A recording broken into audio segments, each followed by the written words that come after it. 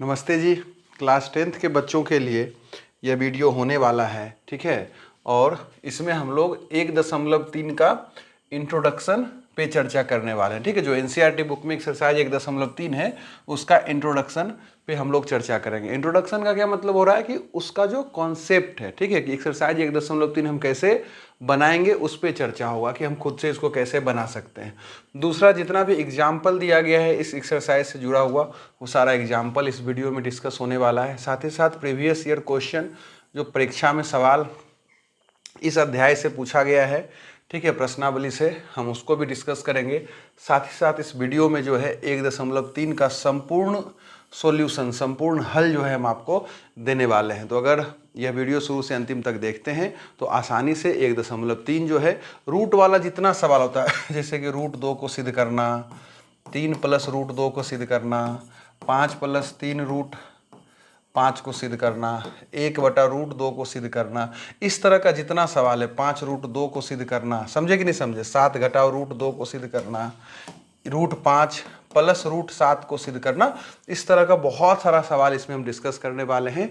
और यह चैप्टर बहुत महत्वपूर्ण इसलिए होने वाला है क्योंकि हर साल इससे बोर्ड परीक्षा में, बिहार बोर्ड में एक सवाल आता है, ठीक है। तो चलिए कहानी को शुरू किया जाता है और सबसे पहले हम कुछ इंपॉर्टेंट पॉइंट आपको बता देते हैं इस चैप्टर से जुड़ा हुआ जो एग्जाम में ऑब्जेक्टिव के रूप में आपसे पूछा जा सकता है। सबसे पहला पॉइंट क्या है कि कोई अपरिमेय का जो ऋण होता है, मतलब जो निगेटिव होता है, वह भी अपरिमेय होता है। जैसे अगर a अपरिमेय है तो -a भी क्या होगा, अपरिमेय होगा, ठीक है। इस तरह का ऑब्जेक्टिव आपसे पूछा जा सकता है कि अगर √5 अपरिमेय है तो -√5 क्या क्या होगा, ये भी अपरिमेय होगा। इस बात का हम ख्याल रखेंगे। दूसरा, अगर कोई अपरिमेय a है तो उसका व्युत्क्रम, व्युत्क्रम का क्या मतलब होता है, उल्टा हो जाना, कि 7/5 का व्युत्क्रम क्या है तो 5/7। 1/3 का व्युत्क्रम क्या है, 3/1 अर्थात 3। समझे कि नहीं समझे। तो 5 का व्युत्क्रम क्या होगा, इसके नीचे कुछ नहीं तो 1, तो 1/5। तो किसी भी अपरिमेय संख्या, अगर √3 अपरिमेय संख्या है तो इसका व्युत्क्रम क्या होगा, 1/√3। तो ये अपरिमेय संख्या है तो इसका व्युत्क्रम यानी कि इसका उल्टा भी क्या होगा, अपरिमेय संख्या होता है। इस बात का हम ख्याल रखेंगे। ये पॉइंट पे ध्यान रखिएगा। इस पॉइंट में क्या कहा जा रहा है कि एक परिमेय संख्या और एक अपरिमेय संख्या का योग या अंतर क्या होता है, एक अपरिमेय संख्या होता है। यानी कि एक परिमेय संख्या आप ले लीजिए 5 और एक अपरिमेय संख्या हम ले लेते हैं √7। इसको जोड़िए या घटाइए, क्या मिलेगा, एक अपरिमेय संख्या मिलेगा। इसका ये मतलब हो गया। अगर एक हम शून्येतर परिमेय संख्या और एक अपरिमेय संख्या हम लेते हैं और उसको अगर हम गुना कर देते हैं तो वो, ठीक है, या उसको भाग करेंगे तो क्या होगा, अपरिमेय संख्या आएगा। यानी कि कोई भी परिमेय संख्या और एक अपरिमेय संख्या को लेकर आप गुना या भाग कीजिएगा तो आपको अपरिमेय संख्या मिलेगा। जैसे कि 5 एक परिमेय संख्या है, इसे हम किससे गुना कर दिए, √2 से। तो परिमेय संख्या को हम गुना कर रहे हैं अपरिमेय संख्या से, देखिए हमें क्या मिला, एक अपरिमेय संख्या मिला। अगर हम भाग भी कर देंगे कि जी हम √7 को हम भाग 5 से कर रहे हैं तो ये क्या मिला, एक अपरिमेय संख्या, एक परिमेय संख्या है, भाग किए फाइनली हमें यही मिल जाएगा। और यह क्या है, यह भी एक अपरिमेय संख्या है। तो इस पॉइंट का यही मतलब हो रहा है कि अगर हम एक परिमेय संख्या और एक अपरिमेय संख्या को गुना या भाग करेंगे तो हमें अपरिमेय संख्या ही मिलेगा, बस वहाँ 0 परिमेय संख्या के रूप में नहीं होना चाहिए, ठीक है। और यह पॉइंट आप 9th में भी पढ़े हैं कि दो परिमेय संख्या के बीच अनंत परिमेय संख्या होता है। और यह सब ऑब्जेक्टिव में, एग्जाम में बहुत बार पूछा गया है। तो इस बात का आप ख्याल रखिएगा, ठीक है। कहानी को हम थोड़ा और आगे बढ़ाते हैं और हम लोग सीधा उदाहरण 10 पे आ जाते हैं जो हमारे एनसीईआरटी बुक में दिया गया है कि 5 - √2 एक अपरिमेय संख्या है, इसे आपको दर्शाना है या सिद्ध करना है। जो सवाल में लिखा रहे एक ही बात हो जाएगा। 2015 और 2019 दो बार ये सेम सवाल एग्जाम में आया है। हर साल एग्जाम में सवाल आता है, ठीक है। तो इसको बताने के लिए हमें क्या करना पड़ेगा, सबसे पहले तो आपको पता होगा कि अपरिमेय संख्या होता क्या है, ठीक है। यहाँ चूंकि रूट वाला चर्चा होगा, हम वीडियो पहले भी बना के प्रोवाइड करवा चुके हैं कि अपरिमेय संख्या क्या होता है। वैसा संख्या जो p/q के रूप में नहीं लिखा जाएगा नहीं लिखा जा सकता है उसे हम अपरिमेय संख्या बोलते हैं, और जो संख्या p बाई क्यू के रूप में लिखा जा सकता है उसे हम परिमेय संख्या बोलते हैं। तो अपरिमेय संख्या के अंतर्गत तो खैर बहुत कुछ आता है, पाई आता है, दशमलव में कुछ ऐसा फॉर्म होता है जो अपरिमेय संख्या होता है। हम यहाँ बता रहे हैं रूट का ऐसा संख्या जो रूट से बाहर नहीं हो सकता है, ये सब अपरिमेय संख्या होता है। समझे कि नहीं समझे? ये आपको पहले से पता होना चाहिए। अब हम लोग सवाल पे आते हैं। तो हम क्या करेंगे, यहाँ विरोधाभास जो होता है एक शब्द, यानी कि विरोधाभासी तरीका से जो है इसे हम सिद्ध करेंगे या दर्शाएंगे कि 5 घटाव रूट 3 जो है एक अपरिमेय संख्या है। ठीक है, ये विरोधाभास शब्द क्या है? एक शब्द आपको हम बार बार दिखाएंगे, विरोधाभास, विरोधाभास। तो विरोधाभास शब्द क्या होता है भाई? विरोधाभास का मतलब होता है कि जो आप मान रहे हैं उसका उल्टा सच्चाई हो। ठीक है, मतलब आप मान के चलिए कोई व्यक्ति ए है, उसे मानते हैं कि बहुत सीधा साधा आदमी है, बहुत इंसान आदमी है। ठीक है, लेकिन आप क्या पाए, आपको क्या बाद में पता चला, ये बहुत खराब आदमी है कि नहीं? तो कुछ भी मतलब इस तरह का एग्जाम्पल हो सकता है कि जो आप मान रहे हैं उसका उल्टा हो जाएगा। मतलब कोई एक पेड़ है, ठीक है, उस पेड़ के बारे में आप समझ रहे हैं कि वो अशोक का पेड़ है, बाद में पता चला आपको कि वो पीपर का पेड़ है। तो आप इसे मान रहे थे अशोक का पेड़ और निकला क्या? पीपर का पेड़। तो यहाँ क्या हो गया? विरोधाभास हो गया कि आप जो मान रहे हैं उसका उल्टा नहीं। कुछ भी कोई इंसान आदमी है, उसको आप चोर समझ रहे हैं कि भाई तो चोर है, चोर है, चोर है, लेकिन एक्चुअल में वो क्या निकला? इंसान आदमी निकला। तो जो आप मान रहे हैं उसका उल्टा हो जाना। ठीक है, वही होता है विरोधाभास। तो हम क्या करेंगे, इस चीज को अपरिमेय दर्शाना है, हम इसे परिमेय मान लिया करेंगे। ठीक है, तो ये बेसिकली क्या है, लैंग्वेज बेस्ड सवाल है, थोड़ा सा भाषा इसमें लिखना पड़ेगा, तो हम लिख देते हैं। हम लिखेंगे कि यदि संभव हो तो, यदि संभव हो तो माना कि, ठीक है, यदि संभव हो तो माना कि 5 घटाव रूट 3 एक परिमेय संख्या है, एक परिमेय संख्या है। ठीक है, अब ये लाइन आप कुछ भी सिद्ध करने देगा, हर सवाल में आपको ये लाइन लिखना है कि यदि संभव हो तो माना कि 5 घटाव रूट एक परिमेय संख्या है। कुछ भी दे देगा,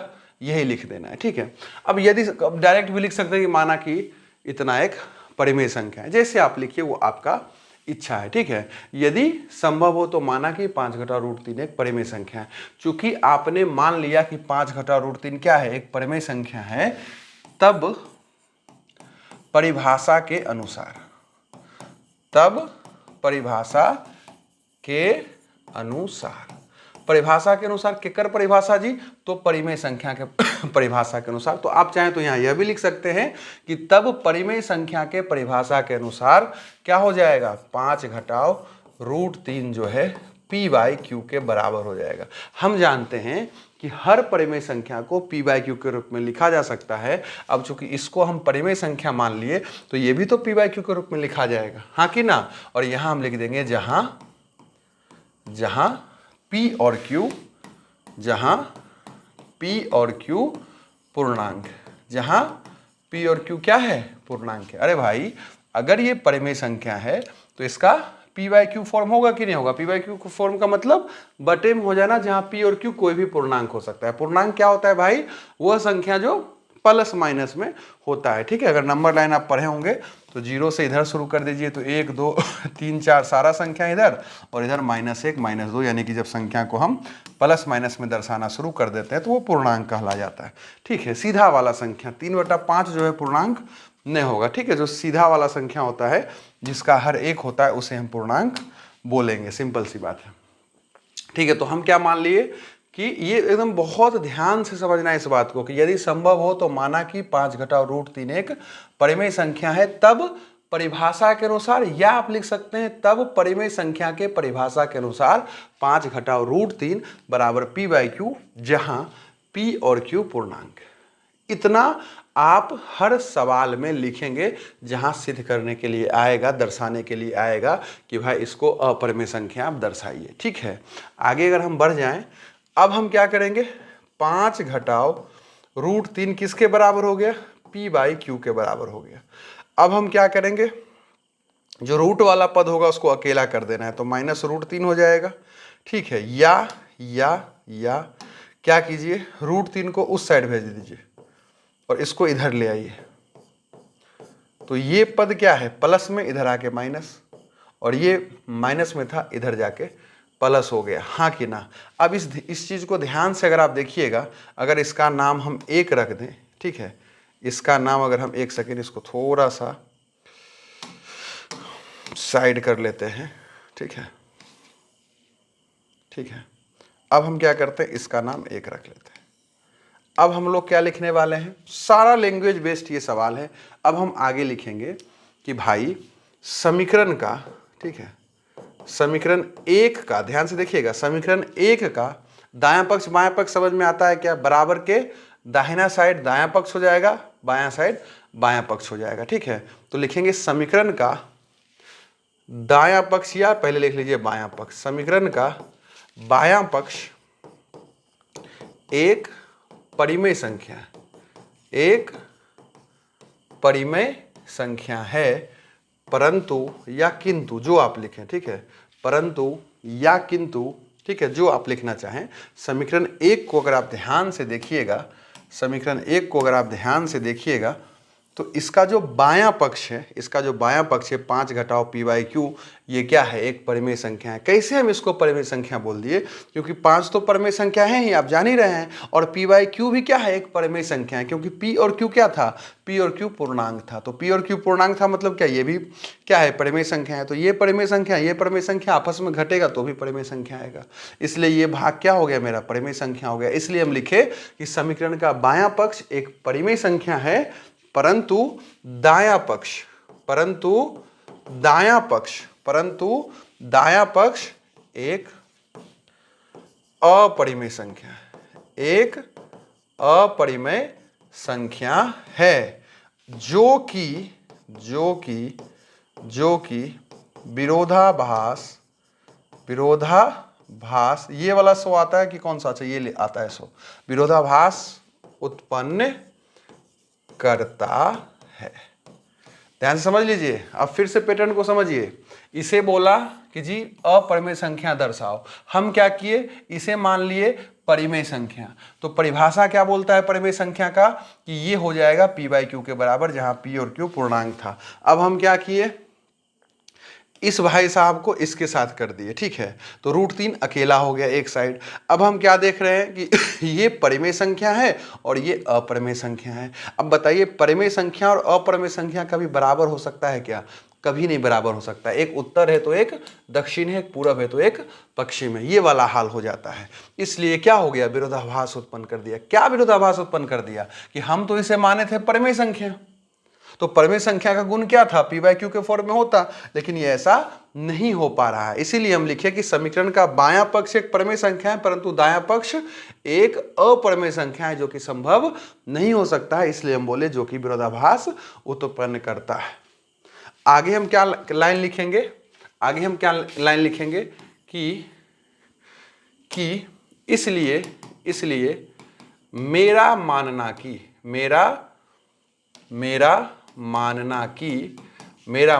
की सवाल क्या था, 5 घटाओ √3, मेरा मानना कि 5 घटाओ √3 एक परिमेय संख्या है, एक परिमेय संख्या है, गलत है। यानी जो हम मान रहे थे कि 5 घटाओ √3 एक परिमेय संख्या है, वो क्या हो जाएगा, गलत हो जाएगा। अतः अब अगर ये भाई साहब परिमेय संख्या न है तो क्या होगा, अपरिमेय संख्या होगा।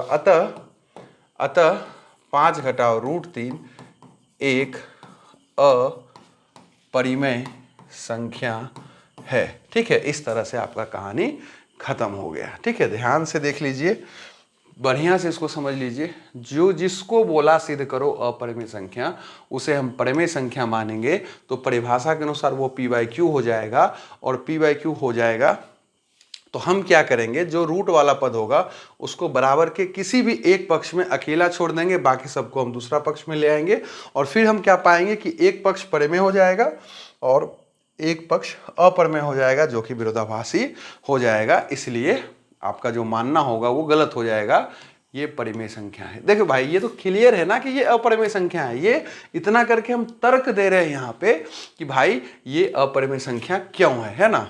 चलिए अब हम आगे बढ़ जाते हैं और इस सवाल को देखते हैं। ठीक है, ये बुक का भी सवाल है और उदाहरण देखिए 11 है, तो हम उदाहरण 11 देख रहे हैं। फिर यहाँ वही भाषा लिखेंगे कि यदि संभव हो तो, सब जगह यही लिखना है, यदि संभव हो तो, यदि संभव हो तो माना कि 3 + √2 एक परिमेय संख्या है, 3 + √2 एक परिमेय संख्या है, तब परिमेय संख्या के परिभाषा के अनुसार, या तब परिभाषा के अनुसार, जैसे आप लिखें तब परिभाषा के अनुसार, तब परिभाषा के अनुसार 3 √2 किसके बराबर हो जाएगा जी? p/q के बराबर हो जाएगा, जहां p और q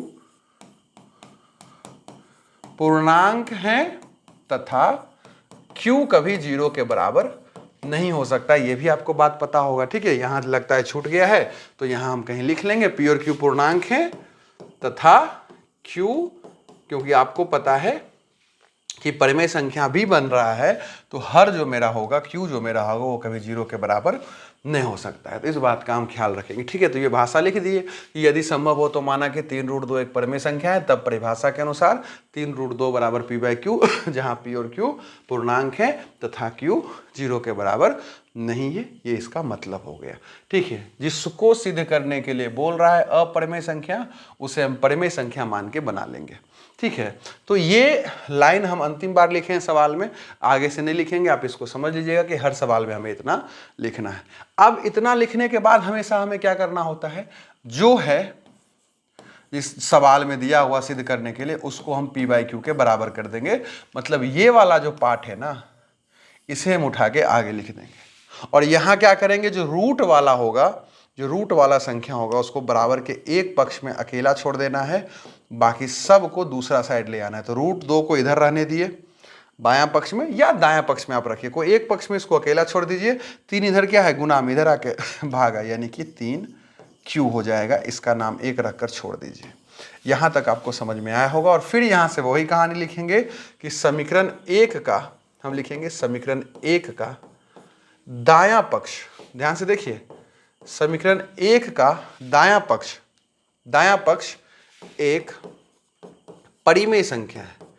क्या है जी? परिमेय संख्या है। क्यों परिमेय संख्या है? क्योंकि pq क्या था, पूर्णांक था। तो pq पूर्णांक है और 3 क्या है, पहले से ही परिमेय है।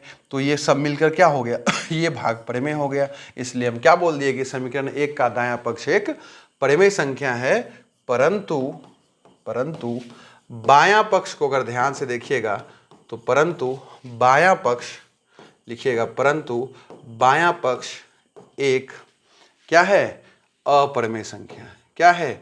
अपरिमेय संख्या है, जो कि विरोधाभास उत्पन्न करता है। क्या हो जाएगा? जो कि विरोधाभास उत्पन्न करता है। विरोधाभास का क्या मतलब हो गया जी? हम इसे माने परिमेय, लेकिन ये परिमेय का जो गुण होता है कि भाई वो p/q के फॉर्म में हो जाए, ठीक है, वो नहीं हो पा रहा है। कैसे भाई? तो भाई ये परिमेय है, तो ये कैसे इसके बराबर अपरिमेय आ रहा है? समझे कि नहीं समझे?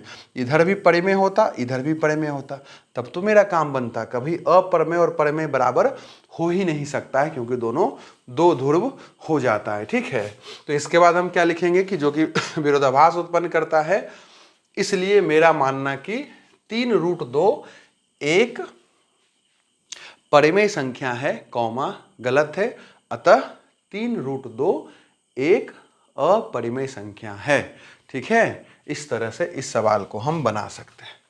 चलिए इस सवाल को देखिए, सेम सवाल है, देखिए सेम सवाल है। ठीक है, तो इसको हम कैसे बनाएंगे? फिर लिखेंगे कि यदि संभव हो तो माना कि 7 √5 एक परिमेय संख्या है, तब परिमेय संख्या के परिभाषा के अनुसार 7 √5 बराबर p/q, जहां p और q पूर्णांक है तथा q is not equal to 0, मतलब q 0 के बराबर नहीं है। ये लाइन लिख देने के बाद हम क्या करेंगे, इसी भाग को यहां लिखेंगे और रूट वाला को एक साथ लिख देना है, एक तरफ छोड़ देना है और 7 को इधर लाके लिख लेना है। इसका नाम 1 रखना है और फिर कुछ लाइन हमें लिखना है कि समीकरण 1 का दायां पक्ष एक परिमेय संख्या है परंतु बायां पक्ष एक अपरिमेय संख्या है जो कि विरोधाभास उत्पन्न करता है। इसलिए मेरा मानना कि 7√5 एक परिमेय संख्या है, कौमा गलत है। अतः 7√5 एक अपरिमेय संख्या है। इस तरह से आप इस सवाल को बना सकते हैं। ठीक है, चलिए कहानी को हम आगे बढ़ाते हैं। ठीक है, और अगला सवाल देखते हैं। ठीक है, इस सवाल को फिर दिखाना है अपरिमेय संख्या, तो हम फिर क्या लिख देंगे कि यदि संभव हो तो माना कि 3 + √5 एक परिमेय संख्या है, तब परिमेय संख्या के परिभाषा के अनुसार 3 + √5 बराबर p/q, जहां p और q पूर्णांक हैं तथा q is not equal to 0। इतना लिखने के बाद फिर हमें क्या करना होता है, रूट वाले को अकेला छोड़ देना होता है। तो √5 बराबर p/q -3, ये प्लस में था उधर जाके माइनस। इसका नाम हम समीकरण 1 रख देंगे। क्यों? क्योंकि रूट जो था अकेले एक पक्ष में हो गया। ठीक बात।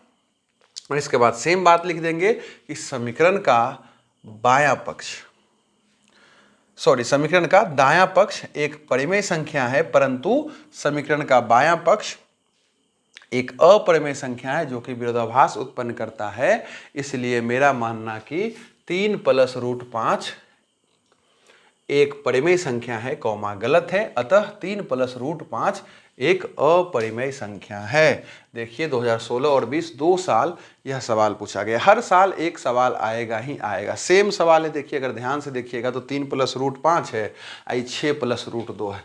तो फिर क्या लिखेंगे, यदि संभव हो तो माना कि 6 + √2 एक परिमेय संख्या है, तब परिभाषा के अनुसार 6 + √2 बराबर p/q, जहां p और q पूर्णांक हैं तथा q is not equal to 0। ठीक है, फिर हमें क्या करना है, √2 को अकेला कर देना है और p/q के साथ इस 6 को भी भेज देना है। इसका नाम 1 रख दीजिए। कब एक नाम रखना है समीकरण का, जब रूट अकेला हो जाए एक साइड। ठीक है, या तो इस साइड रहे या तो इस साइड रहे। हम क्या लिखेंगे इसके बाद कि समीकरण 1 का दायां पक्ष एक परिमेय संख्या है परंतु बायां पक्ष एक अपरिमेय संख्या है जो कि विरोधाभास उत्पन्न करता है। इसलिए मेरा मानना कि 6 + √2 एक परिमेय संख्या है, गलत है। अतः 6 + √2 एक अपरिमेय संख्या है। बहुत आराम से हम बना सकते हैं। इस सवाल को देखिए 2 साल एग्जाम में पूछा गया है, बुक में भी ये क्वेश्चन दिया गया है। फिर हम लिखेंगे यदि संभव हो तो माना कि 3 + 2√5 एक परिमेय संख्या है, तब परिमेय संख्या के परिभाषा के अनुसार 3 + 2√5 बराबर p/q, जहां p और q पूर्णांक हैं और q is not equal to 0। ठीक है, और इसके बाद हमें क्या करना है, रूट को अकेला करना है। एक साइड रूट अकेला रहेगा। तो ध्यान से देखिए 2√5 को ऐसी रहने दीजिए और p/q और -3 कर दीजिए। p/q -3 कर दिए। अब क्या कीजिए, अगर आप चाहें तो इसको थोड़ा सा कैलकुलेट कर लीजिए। अगर इसका एलसीएम निकालिएगा तो q हो जाएगा और ये p घटाओ 3q हो जाएगा। ठीक है, ये एलसीएम हो गया। ठीक है, इसके नीचे कुछ नहीं था तो एक दोनों का एलसीएम q भीम का घटा हो गया। अब ये 2 इधर है, 2 को भी इस साइड भेज दीजिए। तो √5 बराबर क्या हो गया, p घटाओ 3q बाई 2q। ये 2 इधर गुना में, इधर आके भागा। अब ये √5 अकेला हो गया क्या, हाँ, तो इसका नाम 1 रख दीजिए और फिर सेम कहानी लिख दीजिए। देखिए थोड़ा सा यहाँ कैलकुलेशन बड़ा हुआ, आप इसको समझ सकते हैं। ठीक है, और जैसे समीकरण 1 नाम पड़ा, इसके बाद हम क्या लिख सकते हैं कि 3 + 2√5 जो था उसको हम पहले p/q माने और फिर हम क्या किए, इसमें जो √5 है इसको अकेला करके बाकी सबको उस साइड भेज दिए। इसके बाद हम लिखेंगे समीकरण 1 का दायां पक्ष एक परिमेय संख्या है परंतु बायां पक्ष एक अपरिमेय संख्या है जो कि विरोधाभास उत्पन्न करता है। अतः क्या हो जाएगा, इसलिए मेरा मानना कि 3 + 2√5 एक परिमेय संख्या है, गलत है। अतः 3 + 2√5 एक क्या है, अपरिमेय संख्या है। ये हमारा कहानी हो जाएगा। अब इस सवाल को देखिए, इस सवाल में 1/√7 है, इसको अपरिमेय संख्या दर्शाना है। 2012 और 2022 2 बार ये सवाल पूछा गया है। तो हम क्या बोलेंगे, यदि संभव हो तो माना कि 1/√7 एक परिमेय संख्या है, तब 1 / √7 एक तब परिभाषा के अनुसार 1/√7 क्या हो जाएगा, p/q के बराबर हो जाएगा, जहां p और q क्या होंगे, पूर्णांक होंगे और q जो है 0 के बराबर कभी नहीं हो सकता है। अब हमें यहाँ क्या करना है, रूट को अकेला कर देना है, ठीक है। तो आप क्या कीजिए, दोनों को रेसिप्रोकल कर दीजिए, दोनों का उल्टा कर दीजिए। तो 1/√7 जो है √7/1 हो जाएगा और इसका उल्टा हो जाएगा q/p। ऐसा आप गणित में कर सकते हैं भाई मेरे। 7/5 अगर x/y के बराबर है तो इससे हम ये निष्कर्ष निकाल सकते हैं कि 5/7 किसके बराबर हो जाएगा, y/x के। मतलब दोनों पक्ष में हम क्या किए, दोनों पक्ष को हम व्युत्क्रम कर दिए या दोनों को हम उल्टा लिख दिए। जैसे आपको समझ में आ रहा है इस बात को समझ सकते हैं। अब ये क्या हो गया, अब ये देखिए क्या हो गया, √7 बराबर q/p हो गया। इसका नाम 1 रख दीजिए, क्यों, क्योंकि ये अकेला हो चुका है। और फिर हम क्या लिख देंगे कि समीकरण 1 का दायां पक्ष एक परिमेय संख्या है परंतु बायां पक्ष एक अपरिमेय संख्या है जो कि विरोधाभास उत्पन्न करता है। इसलिए मेरा मानना कि 1/√7 एक परिमेय संख्या है, गलत है। अतः 1/√7 एक क्या हो जाएगा, अपरिमेय संख्या हो जाएगा, ठीक है। अब सेम ये सवाल है, ठीक है, ये बुक में भी दिया गया सवाल है। तो फिर बोलेंगे यदि संभव हो तो माना कि 1/√2 क्या है, एक परिमेय संख्या है, तब परिमेय संख्या के परिभाषा के अनुसार 1/√2 बराबर p/q, जहां p और q पूर्णांक हैं और q is not equal to 0, ठीक है। तो इस दोनों का रेसिप्रोकल कर दीजिए, मतलब व्युत्क्रम कर दीजिए, मतलब उल्टा कर दीजिए, अर्थात इसका नाम समीकरण 1 रखा जाएगा। क्यों, क्योंकि रूट हमारा अकेला हो गया। और फिर लिखेंगे कि समीकरण का दायां पक्ष एक परिमेय संख्या है परंतु बायां पक्ष एक अपरिमेय संख्या है जो कि विरोधाभास उत्पन्न करता है। इसलिए मेरा मानना कि 1/√2 एक परिमेय संख्या है, गलत है। अतः 1/√2 एक अपरिमेय संख्या है, ठीक है। अगर आप जितना सवाल हम इस वीडियो में करवाए हैं उस सवाल को खुद से बनाइएगा और पूरा लैंग्वेज वगैरह लिखिएगा तो आराम से आप एग्जाम में भी जो है इससे नंबर ले आइएगा। क्यों, क्योंकि इतना सवाल प्रैक्टिस करने के बाद मुझे नहीं ऐसा लगता है कि आप इसको नहीं सीख पाइएगा। क्या कहते हैं, ठीक है। चलिए कहानी को हम थोड़ा और आगे बढ़ाते हैं और अब हम देखते हैं इस सवाल को, ठीक है। ये थोड़ा सा सवाल अलग है लेकिन कोई दिक्कत नहीं है, सेम लिखिएगा। यदि संभव हो तो माना कि √3 + √5 क्या है, एक परिमेय संख्या है, तब परिमेय संख्या के परिभाषा के अनुसार √3 + √5 बराबर, इसे आप मान लीजिए a, ठीक है। क्या मान लीजिए, a या p मान लीजिए। क्यों, क्योंकि a/b मानिएगा तब भी सवाल बन जाएगा जहाँ a और b हो जाएगा पूर्णांक।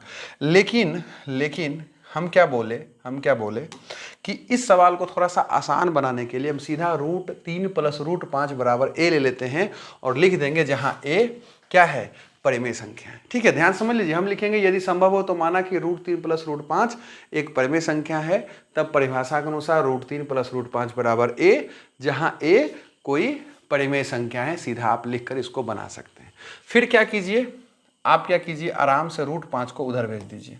तो √3 बराबर क्या हो जाएगा, a घटाओ √5 हो जाएगा क्या, तो बोलेंगे हाँ, क्योंकि ये प्लस में उधर जाके माइनस। अब हम क्या करेंगे, दोनों तरफ वर्ग कर देंगे। क्या कर देंगे जी, दोनों तरफ वर्ग कर देंगे। लिख दीजिएगा दोनों तरफ वर्ग करने पे। तो जब दोनों तरफ वर्ग करेंगे तो इसका भी वर्ग हो जाएगा और इसका भी वर्ग हो जाएगा।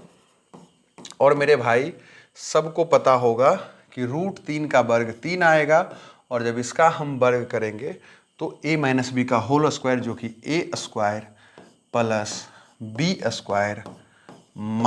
2ab हो जाएगा। तो ये 3 एज इट इज रह गया। इसे ध्यान से देखिएगा तो ये a² हो जाएगा, ये 5 हो जाएगा और ये 2a√5 हो जाएगा। हाँ कि ना, हाँ कि ना। अब क्या होगा, अब ध्यान से देखिए, वही वाला फंडा चलेगा कि हम रूट को अकेला कर देंगे एक पक्ष में, ठीक है। तो ये माइनस में इधर आके प्लस हो गया, 2a√5 बराबर इधर पहले से है a² + 5, ठीक है। अब ये 3 इधर प्लस में इधर भेज दिए तो क्या हो गया, माइनस हो गया। तो 2a√5 बराबर आ गया a² + 2, ये घट के 2 हो गया। और रूट 5 बराबर अब क्या हो जाएगा, ए स्क्वायर प्लस 2/2a।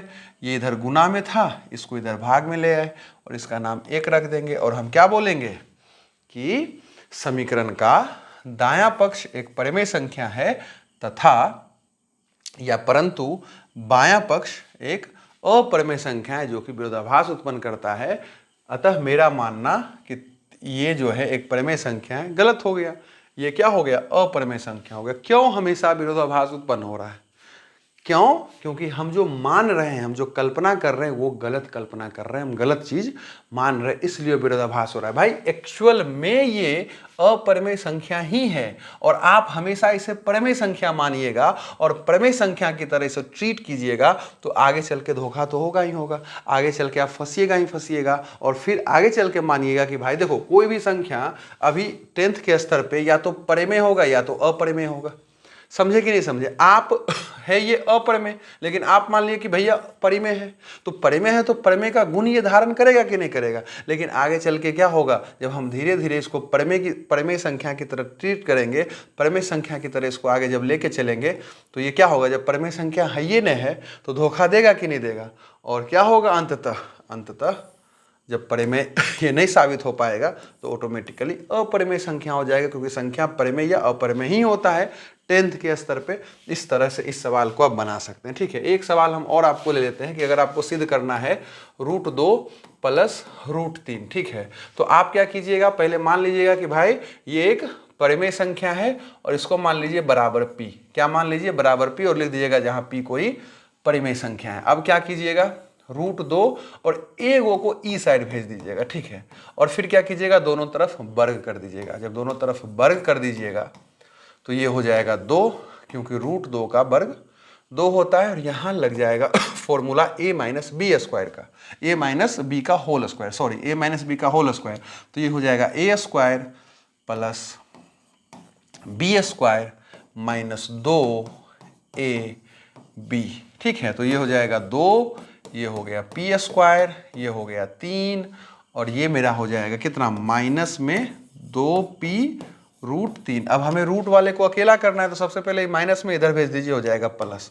तो 2p√3 और p स्क्वायर प्लस 3 तो यहाँ है ही है पहले से मौजूद। अब 2 को भी इधर ले आइएगा तो हो जाएगा -2। तो 2p√3 बराबर हो गया p स्क्वायर प्लस 1। ये घट के क्या हो गया, 1 हो गया। तो अब ये कैसा दिखने लगेगा, √3 बराबर ये हो जाएगा p स्क्वायर प्लस 1/2p। ये भाग गुना में है, इधर आके भाग हो गया और ये समीकरण बन गया। और हम बोलेंगे यहाँ तो विरोधाभास उत्पन्न हो रहा है। क्यों? क्योंकि एक पक्ष परिमेय है तो दूसरा पक्ष अपरिमेय है, जो कि संभव नहीं हो सकता है। और इस तरह से जो है ये सवाल आप बना सकते हैं। इस तरह का सवाल अगर कहीं भी आपको जीवन में दिखे तो आप इसको बना सकते हैं, ठीक है। अब ये अति महत्वपूर्ण और थोड़ा सा लंबा और आपकी भाषा में बोले तो थोड़ा सा आपको भारी और हार्ड लग सकता है, क्योंकि बाल बुतरू को थोड़ा भी चीज़ पेचीदा होता है तो वो भारी लगने लगता है, ठीक है। पहले हम यहाँ पे आपको इस सवाल पे आने से पहले कुछ बेसिक बात समझा देते हैं, उसको ध्यान रखिएगा। हमारे एनसीईआरटी बुक में एक परिमेय 1.3 दिया गया है और जहाँ बताया जा रहा है कि मान लीजिए कि p क्या है, एक अभाज्य संख्या है। अभाज्य संख्या क्या होता है भैया, जो एक और स्वयं से भाग लगता है। ऐसा संख्या जो एक और स्वयं से भाग लगता है उसे हम अभाज्य संख्या बोलते हैं। जैसे कि 5 क्या है, अभाज्य संख्या। क्यों?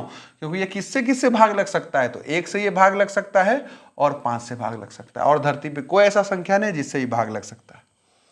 समझे कि नहीं समझे? तो हम क्या बोल सकते हैं, भाग लगने का मतलब यहाँ पे हम परिमेय संख्या में बात कर रहे हैं, प्राकृतिक संख्या के रूप में इसका हम बात कर रहे हैं कि भाई कोई ऐसा यहाँ पे संख्या मौजूद नहीं है जो इसको भाग लगा सकता है। समझे कि नहीं समझे? परिमेय संख्या में जैसे कि 5 है और यहाँ √5 दे देंगे तो यहाँ थोड़ा सा भाग संभव है, लेकिन हम यहाँ बात कर रहे हैं एक तरह से प्राकृतिक संख्या का, ठीक है। तो 5 जो है केवल 1 और 5 से भाग लगेगा, 7 जो है केवल 1 और 7 से भाग लगेगा, ठीक है। अब 9 को उठाइए तो किससे किससे भाग लगेगा, 1 से, 3 से और 9 से, ठीक है।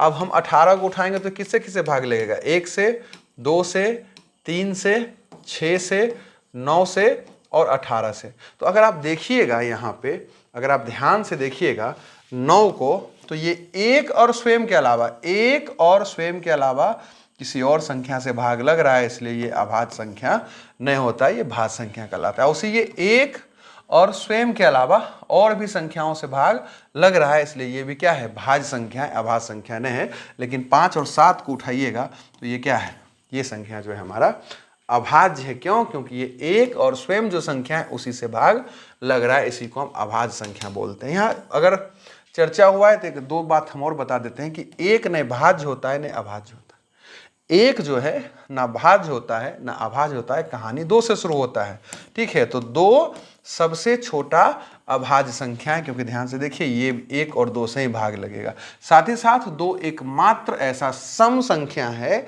जो अभाज्य भी है, इसलिए हम इसे क्या बोलते हैं, सम अभाज्य भी बोलते हैं। और सबसे छोटा भाज्य संख्या 4 होगा, ठीक है। इस तरह का सवाल एग्जाम में पूछता है, इसलिए याद रखिएगा सबसे छोटा अभाज्य संख्या 2 और सबसे छोटा भाज्य संख्या 4। चलिए अब हम लोग यहाँ आ जाते हैं। तो अगर P कोई अभाज्य संख्या है, मतलब कोई भी एक अभाज्य संख्या है, तो क्या होगा, P जो है अगर a स्क्वायर को विभाजित करता है तो P उस केस में a को भी विभाजित करेगा। ध्यान से समझिए इस बात को। मान लीजिए P जो है 5, मतलब ये क्या कहना चाह रहा है, हम एक बात समझा देते हैं आपको।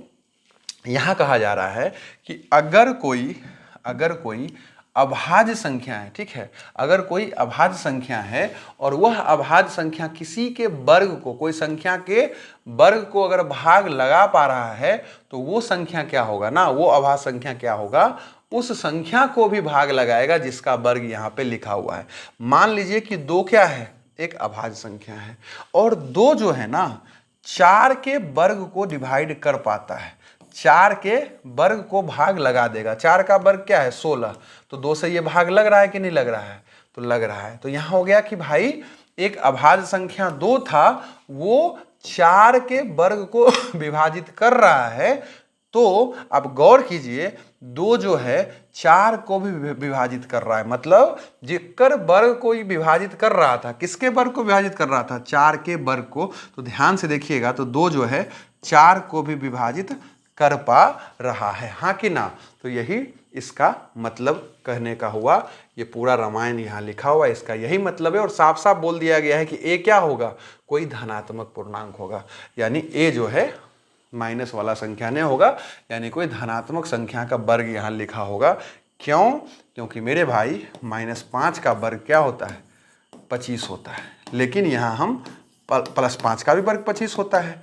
तो हम -5 की बात नहीं कर रहे, हम सिर्फ प्लस वाले संख्या का बात कर रहे हैं। जैसे और एग्जाम्पल समझाते हैं। 5 क्या है, 5 जो है एक अभाज्य संख्या है। अब हम क्या देख रहे हैं, एक संख्या 25 है, इसके वर्ग को 5 विभाजित कर पा रहा है। 25 का वर्ग होता है 625, और अगर आप भाग दीजिएगा इससे तो ये इसको बहुत आसानी से भाग दे पा रहा है, ठीक है।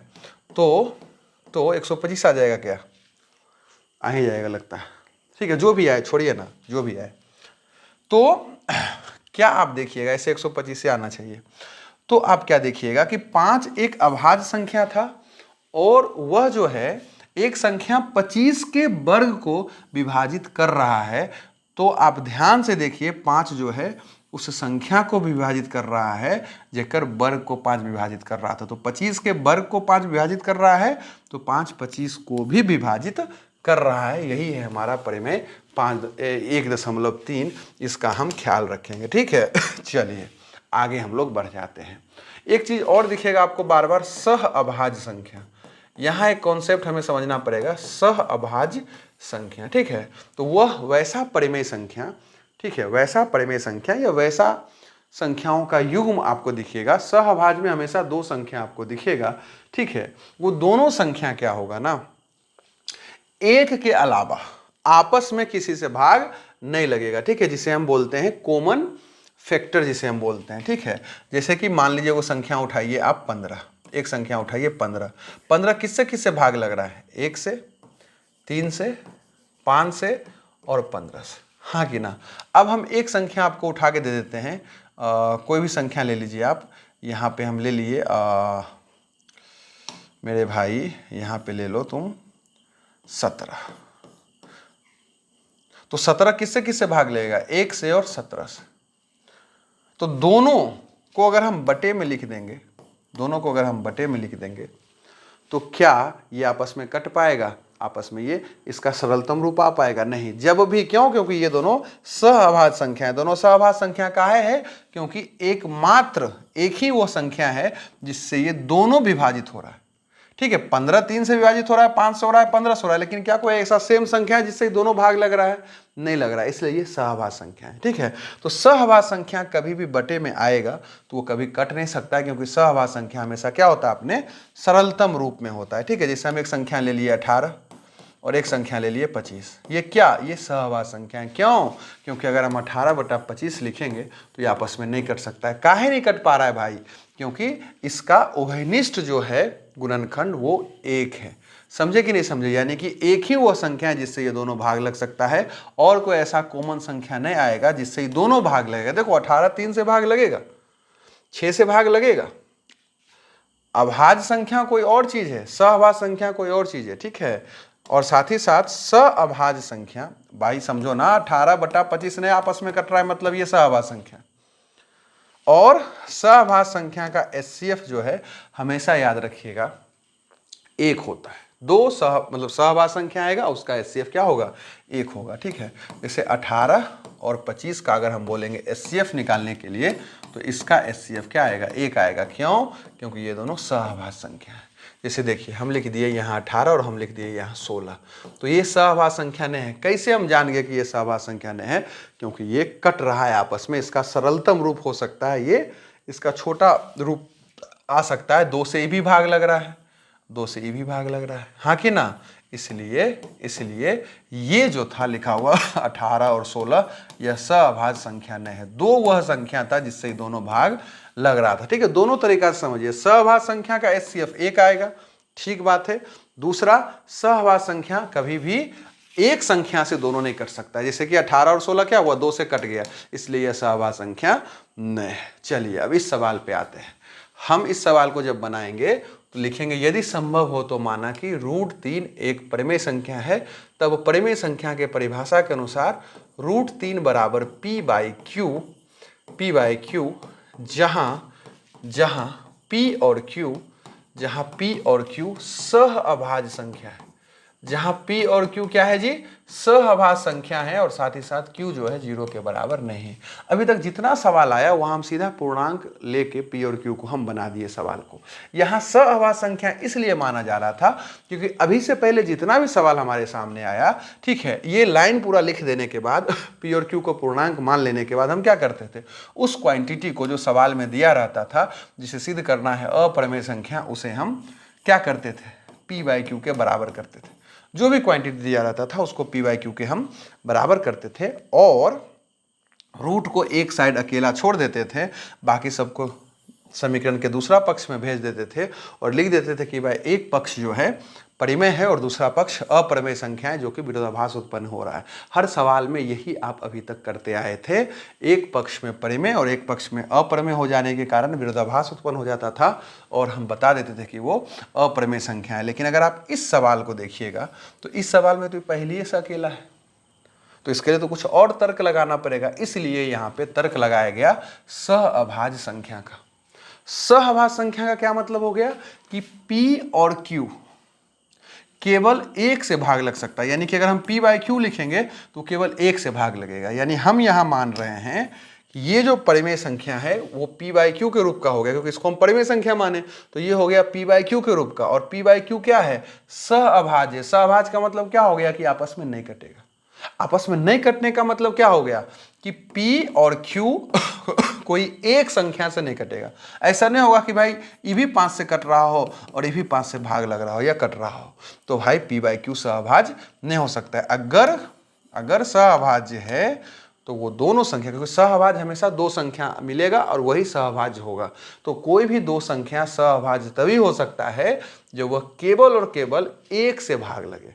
दोनों 1 से भाग लगे, ठीक है। 1 का मतलब हम इस 1 का बात कर रहे हैं। अगर p और q दोनों 5 से भाग लग रहा है तो वो सहअभाज्य संख्या नहीं हो सकता। अगर ये दोनों 7 से भाग लग रहा है तो वो सहअभाज्य संख्या नहीं हो सकता। हम फिर एग्जांपल देते हैं कि जैसे 18 और 16, सहभाज संख्या नहीं है, का है कि दोनों संख्या 2 से भाग लग सकता है। लेकिन अगर हम 18 और 25 लिख देंगे तो यह सहभाज संख्या आ जाएगा। क्यों?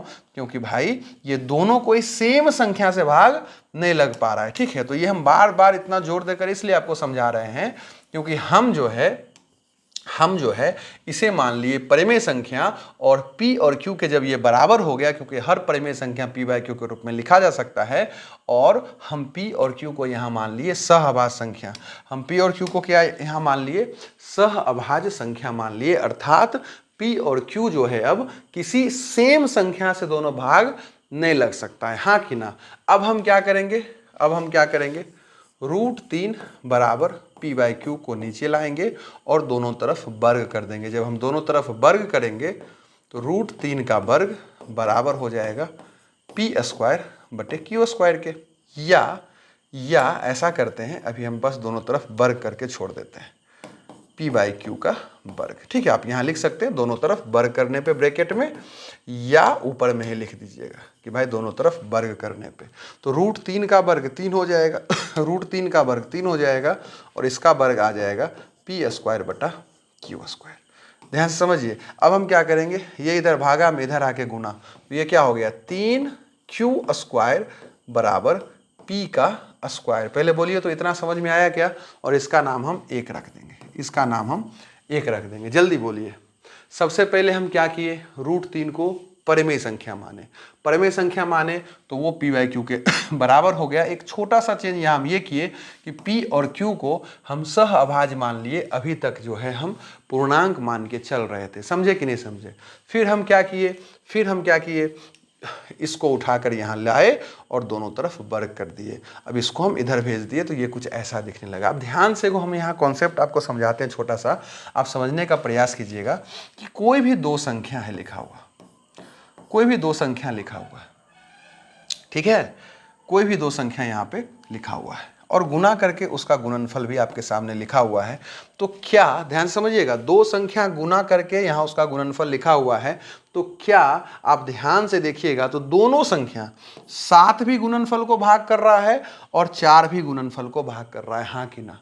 ध्यान से देखिए, अगर कोई भी दो संख्या गुना करके लिखा हुआ है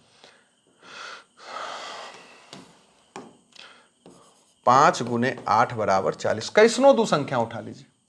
अगर दो संख्या गुना हुआ और उसका गुणनफल दिया हुआ है तो आपके पास यह तर्क है कि आप बोल सकते हैं कि जी 5 तो 40 को भाग लगा सकता है, या 8 जो है 40 को भाग लगा सकता है। मतलब जिस दो संख्या से गुना करके गुणनफल आता है, गुणनफल जो है वो दोनों संख्या से भाग लग जाता है। ये सिंपल सा कॉन्सेप्ट हो गया।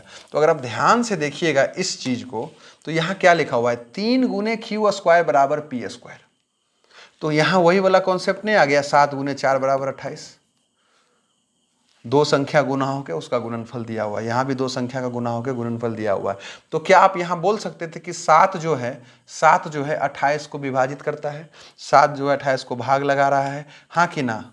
तो उसी तर्ज पे हम यहाँ लिख देंगे कि 3 जो है p² को विभाजित करता है, 3 p² को विभाजित करता है, ठीक है, 3 जो है p² को विभाजित करता है। हमें लगता है ये बात आपको समझ में आया होगा। अब परिमेय 1.3 जो हम पढ़े थे उससे क्या बोल सकते हैं कि जी 3 जो है ना p को भी विभाजित करेगा, 3 जो है p को भी विभाजित, कैसे विभाजित होता है? ऐसे कैसे, चले जैसे भी होता होगा, 3 जो है p को भी विभाजित करता है। सिंपल सा बात। परिमेय 1.3 यहाँ लिख सकते हैं आप, परिमेय 1.3 से क्या परिमेय 1.3 था जी? कि अगर कोई अभाज्य संख्या, तो 3 अभाज्य संख्या है, किसी के वर्ग को विभाजित कर रहा है, तो वही अभाज्य संख्या उस संख्या को विभाजित करेगा जिसका वर्ग है। तो ये किसका वर्ग लिखल था? p² का, तो p को विभाजित कर दिया। सिंपल सा बात है। हमें लगता है ये बात आपको समझ में आया होगा, ठीक है। अब ध्यान से बात समझिए, अगर 3 p को भाग लगा रहा है तो उसका कुछ तो भागफल आएगा। भैया अगर 7 जो है 21 को विभाजित करता है, 7 21 को विभाजित करता है, हाँ कि ना? तो हम जब 21 को 7 से भाग देंगे तो कुछ तो भाग लगा के आएगा, आया कि नहीं आया भागफल? तो उसी तर्ज पे अब ध्यान से समझिएगा, उसी तर्ज पे अब 3p को विभाजित कर रहा है, 3p को विभाजित कर रहा है। मतलब जब हम p को 3 से भाग करेंगे तो भाग लग के कुछ तो आएगा, मान लेते हैं भाग लग के क्या आया, मान लीजिए कि भाग लगा के क्या आया। क्यों? क्योंकि 3p को भाग लगा रहा है, अर्थात जब हम 3 को p से भागा देंगे तो कुछ तो भागफल आएगा, मान लेते हैं भागफल क्या आया। तो यहाँ से p का वैल्यू क्या आ जाएगा, यहाँ से p का वैल्यू 3 क्या आ जाएगा। कैसे जी? तो 3 बराबर इधर था, भाग में उस साइड जाएगा, गुना में हो जाएगा। तो इस तरह से p का वैल्यू 3 क्या आ जाएगा। ठीक है, ये पीछे पर्दा के पीछे होता है, यहाँ सीधा क्या लिखा जाएगा, माना कि p बराबर 3 के। p बराबर 3 के ही क्यों माने? क्योंकि 3p को भाग लगा रहा था, तो जब p को 3 से भाग देंगे तो भागफल हम मान लेते हैं k आ गया, तो p का वैल्यू 3 क्या आ जाएगा। भागफल कुछ तो आता, और यहाँ हम लिख देंगे कि जहाँ k कोई पूर्णांक है, जहाँ k कोई पूर्णांक है। सिंपल सी बात है। हमें लगता है यहां तक बात आपको पकड़ में आया होगा। अब चूंकि p बराबर 3 के हो गया, तो हम आगे क्या लिखेंगे कि p का मान समीकरण 1 में रखने पे p का मान क्या है, p का मान है 3 के। p का मान क्या है, 3 के, और समीकरण 1 मेरा क्या है, 3q² बराबर p², 3q² बराबर p², और p का मान देखिए आया 3 के। ठीक है, तो इस चीज को यहाँ रख दीजिए। p का मान 1 में जब रखिएगा, यही मेरा 1 था, तो जहाँ 3q² तो सेम रह जाएगा, 3q² तो सेम रह जाएगा, लेकिन बराबर p की जगह हम 3 के रख देंगे, ये 3k का स्क्वायर हो जाएगा। क्यों? क्योंकि p का मान 3k है, यहाँ p का स्क्वायर लिखा हुआ है, तो 3k का स्क्वायर हमें करना पड़ जाएगा। तो ये हो जाएगा 3q², और ये हो जाएगा, इसका वर्ग कीजिएगा तो 3 का वर्ग 9, और k का वर्ग k²। तो अब ध्यान से देखिएगा, तो ये क्या है, इधर गुना में, इधर आके भाग, तो q² बराबर क्या आ जाएगा, 3k का स्क्वायर, 3k का स्क्वायर, और इसका नाम हम 2 रख देंगे, ठीक है। अब ध्यान से देखिए, तो फिर क्या कहानी हो गया कि 3 गुने k² बराबर q²। तो फिर क्या फंडा हो गया जी कि 8 गुने 6 बराबर 48, यानी 2 पद को गुना किए तो 48 आया। मतलब हम क्या बोल सकते हैं, 8 48 को भाग लगा सकता है, या हम बोल सकते हैं 6 48 को भाग लगा सकता है। तो मेरे भाई यहाँ 3 गुने k² बराबर q² है, तो हम क्या बोल सकते हैं, 3 जो है q² को विभाजित करेगा। 3 देखो, लिखने का तो आप ये भी लिख सकते हैं कि k² भी q² को, क्योंकि इतना और इतना को गुना कर रहे हैं तो इतना आ रहा है, तो ये भी इसको भाग लगा सकता है और ये भी इसको भाग लगा सकता है। लेकिन k² लिखने से क्या फायदा होगा कि जी k² p² को विभाजित करता है, इससे हमें कोई फायदा नहीं होने वाला है। इसलिए हम जो है क्या लिखेंगे, हम लिखेंगे 3 q² को विभाजित करता है, 3 q² को विभाजित करता है। ठीक है, तो फिर प्रमेय से क्या हो जाएगा, प्रमेय 1.3 से हम क्या लिख देंगे कि 3 जो है q को भी विभाजित करता है, क्योंकि 3 q² को विभाजित कर रहा है, 3 अभाज्य है, तो 3 q को भी विभाजित करेगा। यहां तक बात समझ में आया क्या? तो अब ध्यान से एक बात देखिए, हम क्या पाए कि जी 3 जो है p को भी भाग लगा रहा है, 3 जो है q को भी भाग लगा रहा है, यानी कि p बटा q जो है, यानी ये दोनों 3 से भाग लग रहा है, अर्थात ये आपस में संख्या कट रहा है, आपस में संख्या ये क्या हो रहा है, कट रहा है। और हम क्या माने थे शुरू में कि जी p और q तो सहभाज्य संख्या है, और सहभाज्य संख्या तो आपस में कट नहीं सकता है। भाई मेरे, यहाँ एक संख्या हम लिखते हैं 20 और यहाँ एक संख्या लिखते हैं 18। अब ध्यान से देखो, 20 भी 2 से भाग लगता है, 18 भी 2 से भाग लगता है, तो क्या हुआ, ये आपस में कट जाएगा, और कट के क्या हो जाएगा 10 और 9। तो जैसी संख्या कट गया वो क्या होगा, अभाज्य संख्या, सहभाज्य संख्या नहीं हो सकता है। तो ध्यान से देखिए, P बाई Q क्या हुआ, 3 से भाग लग रहा है, P भी 3 से भाग लग रहा है, Q भी 3 से भाग लग रहा है, अर्थात ये क्या होगा, आपस में कट जाएगा, आपस में क्या होगा, कट जाएगा, तो विरोधाभास उत्पन्न हो गया। हम शुरू में माने कि जी P और Q तो कट ही नहीं सकता किसी से, क्यों, क्योंकि वो सहभाज्य संख्या है। फिर हम क्या किए, सवाल को बनाते जब आए तो हम क्या देखे कि P और Q जो है 3 से भाग लग रहा है, तो हम क्या लिखेंगे, यहाँ लाइन क्या लिखेंगे, 3 P और Q दोनों को विभाजित करता है, जो कि विरोधाभास उत्पन्न करता है। क्यों, क्योंकि P और Q तो सहभाज्य संख्या था, तो P और Q अगर सहभाज्य संख्या था तो वो एक के अलावा उसका कोई भी उभयनिष्ठ गुणनखंड नहीं हो सकता था। ठीक है, तो हम सीधा लिखेंगे कि P और Q का उभयनिष्ठ गुणनखंड कुछ भी लिख सकते हैं कि भाई 3 P और Q दोनों को विभाजित कर रहा है, जो कि विरोधाभास उत्पन्न कर रहा है। फिर वही बात हो जाएगा कि मेरा मानना कि √3 एक परिमेय संख्या है गलत है, अतः √3 एक अपरिमेय संख्या है। या आप यहां लिख सकते हैं कि जो है P और Q का उभयनिष्ठ गुणनखंड 3 है, जो कि विरोधाभास उत्पन्न कर रहा है, क्योंकि P और Q तो सहभाज्य संख्या था, तब उसका जो है सार्व गुणनखंड जो होगा, ठीक है, जो सार्व, ये उभयनिष्ठ भी बोल सकते हैं या सार्व बोल सकते हैं, जो भी उसका गुणनखंड होगा वो तो एक होना चाहिए था। ठीक है, तो जैसे आप लिखना चाहें लिख सकते हैं, इसे सबसे आसान यही रहेगा कि सीधा लिखिएगा 3 P और Q दोनों को विभाजित करता है, जो कि विरोधाभास उत्पन्न करता है, अतः कहानी खत्म। ठीक है, चलिए सेम सवाल आ गया, √5 हम लिखेंगे कि यदि संभव हो तो माना कि √5 एक परिमेय संख्या है, तब परिभाषा के अनुसार √5 बराबर P बाई Q, जहां P और Q सहअभाज्य संख्या है तथा Q is not equal to 0।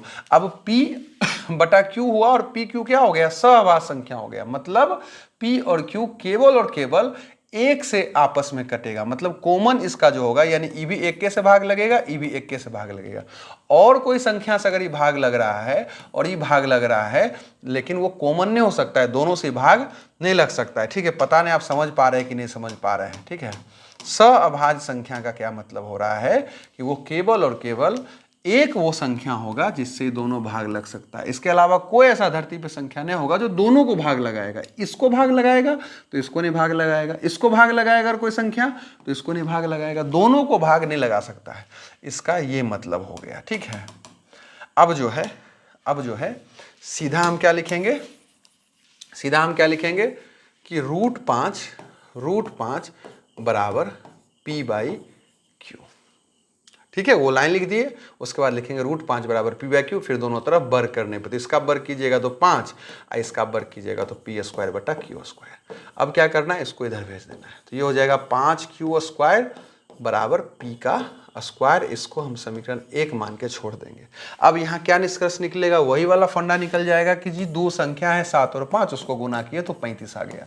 तो अगर इसको गुना करके 35 आया है तो हर हाल में 7 35 को भाग लगाएगा, 5 भी 35 को भाग लगाएगा। तो जिससे काम है वो आप लिख सकते हैं, हमको काम है 5 से, तो हम क्या करेंगे, हम लिखेंगे 5 P² को विभाजित करता है, 5 P² को विभाजित करता है। कैसे कर दिया जी, तो 5 गुने Q² बराबर P² आया हुआ है, तो 5 P² को विभाजित करेगा, क्योंकि 7 गुने 5 35 है, तो देखिए 7 35 को भाग लगा रहा है। समझे कि नहीं समझे। तो प्रमेय 1.3 क्या था कि कोई अभाज्य संख्या किसी के वर्ग को विभाजित करता है तो उस संख्या को भी विभाजित करेगा, तो हम लिख सकते हैं प्रमेय 1.3 से, बाकायदा एग्जाम में आप ये बात लिख सकते हैं, प्रमेय 1.3 से 5P को भी विभाजित करता है। अब मेरे भाई एक बात बताइए, यहां जो ये लाइन लिखाया ये तो सही लाइन लिखाया, सत्य लाइन लिखाया कि 5P को भाग लगा रहा है। अगर P जो है 5 से भाग लग रहा है तो हर हाल में भाग लगा के कुछ आएगा कि नहीं आएगा भागफल, तो P बटा 5 बराबर K हो गया, तो P का वैल्यू क्या आ जाएगा, 5K आ जाएगा। समझिए इस कहां से आता है ये चीज। अब हम क्या करेंगे, सवाल में एग्जाम में अगर लिखना रहेगा तो हम क्या लिखेंगे कि माना कि P बराबर 5 के, P बराबर 5 के। हम इसका बैकग्राउंड आपको समझाने का प्रयास किए कि आखिर आ कहाँ से रहा है, ठीक है। तो हम क्या बोलेंगे, P का मान 1 में रखने पे, P का मान 1 में रखने पे, तो P का मान 5 के है, 1 में रख दीजिए तो 5q² तो सेम रह जाएगा। ध्यान से देखिए, 1 मेरा यहाँ लिखा हुआ है तो 5q² सेम रह गया, और P को हटा के अब हम लिख देंगे 5 के, ठीक है। और P का स्क्वायर था तो हम यहाँ पे 5k का स्क्वायर कर देंगे, तो 5q² बराबर, इसका वर्ग कीजिएगा तो 25k का स्क्वायर आ जाएगा, और ये उधर जब भाग लग जाएगा तो q² बराबर 5k का स्क्वायर आ जाएगा। हाँ कि ना, हाँ कि ना। तो अब यहाँ से हम क्या निष्कर्ष निकाल सकते हैं, हम यहाँ से निष्कर्ष ये निकाल सकते हैं कि भैया 5 गुने k² बराबर q² दिया हुआ है, मतलब 5 जो है q² को विभाजित करता है। तो प्रमेय 1.3 से हम बोल सकते हैं कि 5 जो है q को भी विभाजित करता है, हाँ कि ना। अतः 5 P और Q दोनों को विभाजित करता है, जो कि विरोधाभास उत्पन्न कर दिया। क्यों? क्योंकि P/Q क्या था, सहअभाज्य संख्या था। समझे कि नहीं समझे? या इसका दूसरा तर्क आप ये निकाल सकते हैं कि जी एक ये भी तरीका है बड़ा अच्छा, ठीक है, इसको हम अगला सवाल में बता देते हैं, ठीक है। फिलहाल जैसे हम समझा रहे हैं उसके आधार पर हम आते हैं। तो 5 जो है P और Q दोनों को विभाजित कर दिया, इसलिए ये विरोधाभास उत्पन्न कर रहा है। इसलिए मेरा मानना कि √5 एक परिमेय संख्या है, गलत है। √5 एक अपरिमेय संख्या है, ठीक है। चलिए आगे बढ़ जाते हैं, ठीक है। और इस सवाल को हम एक थोड़ा सा दूसरा तरीका से बताते हैं। लिखिएगा, यदि संभव हो तो माना कि √7 एक परिमेय संख्या है, तब परिभाषा के अनुसार √7 बराबर P/Q, जहां P और Q पूर्णांक है, जहां P और Q पूर्णांक है तथा Q is not equal to 0, ठीक है। अतः क्या हो गया, देखो P और Q क्या हो गया, पूर्णांक हो गया। लिखिएगा, इसलिए ब्रैकेट में लिख दीजिएगा, इसलिए P और, या इसको सीधा शॉर्ट में लिखिए कि सीधा HCF क्या हो जाएगा, PQ का 1 हो जाएगा। क्योंकि हम बताएं कि दो सहअभाज्य संख्या का HCF 1 होता है। दो सहअभाज्य संख्या का HCF क्या होता है, 1 होता है। एक सहअभाज्य संख्या 18 है, एक 25 है, ठीक है। ये दोनों सहअभाज्य संख्या है, तो इसका HCF आप निकालिए। 18 का मतलब क्या हो गया, 3 गुने 2 गुने 2, और 25 का मतलब क्या हो गया, 5 गुने 5। तो HCF का क्या मतलब होता है, अगर हम अभाज्य गुणनखंड से इसको निकाले तो HCF का मतलब होता है कि दोनों में क्या मिल रहा है, दोनों में कुछ मिला क्या, नहीं मिला, मतलब एक HCF हो गया। देखिए प्रूव हो गया, 18 25 क्या है, सहअभाज्य संख्या है। क्यों? क्योंकि इसका HCF 1 आ गया। ये भी एक तर्क होता है, ठीक है, ये भी एक तर्क होता है। अब जो है एक बात समझिए, हम क्या बोले कि जी ये P/Q के रूप में हो गया, और PQ सहअभाज्य संख्या है, मतलब PQ का HCF 1 है, PQ का HCF 1 है। इस तर्ज से हम इसको बनाएंगे, ठीक है, इस तर्ज से जो है हम इसको बनाएंगे। तो इतना बात आप लिख दीजिएगा। अब जो है √7 जो है किसके बराबर हो गया, P/Q के बराबर हो गया। दोनों तरफ वर्ग कर दीजिएगा तो ये 7 हो जाएगा, और ये हो जाएगा P² बटे Q का स्क्वायर। ये क्या हो जाएगा, P² बटे Q का स्क्वायर हो जाएगा, ठीक है। साथ ही साथ जो है इसको इधर भेज दीजिए, तो हो जाएगा 7q² बराबर P का स्क्वायर। 7q² बराबर क्या हो जाएगा, P का स्क्वायर हो जाएगा, ठीक है। एक सेकेंड मेरे भाई, ठीक है, तो इसके बराबर हो जाएगा।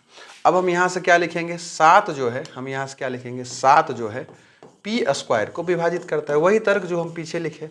फिर लिखेंगे 7 जो है P को विभाजित करता है, हाँ कि ना। तो 7 P² को विभाजित कर दिया और 7 P को विभाजित कर दिया, तो P का वैल्यू क्या हो जाएगा, 7 के, ठीक है। सिंपल, 7 रहेगा तो 7 के, √5 रहेगा तो 5 के, √3 रहेगा तो 3 के, √2 रहेगा तो 2 के। P को वो मान लेंगे, उसका कारण हम आपको समझा ही चुके हैं। तो P बराबर 7 के हो जाएगा, तो P का मान हम कहाँ रखेंगे, P का मान हम 1 में रखेंगे।